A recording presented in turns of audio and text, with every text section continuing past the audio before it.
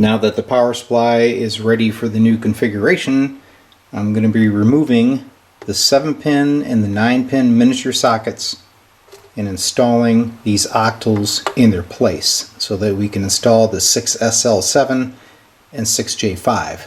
To open up those socket holes, I'm going to be using this Greenlee stepper bit. Here's the two sockets I'm going to be replacing with the octals. You see there's plenty of room for them to drop into place. I'm going to carefully desolder the leads and the components, land the new sockets, and wire it back up. Alright, the octal tubes are installed, so now we have a 6J5 inverter being driven by a 6SL7. Top side is complete. Let me show you the bottom. Well, there's the wiring on the new octal sockets.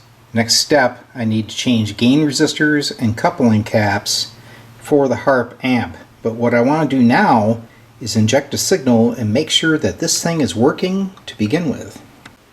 So here's the test of the amplifier using the audio generator for the input and a dummy load. We're going to monitor on the scope, bring up the volume. Now that's full volume. You see we don't have any clipping.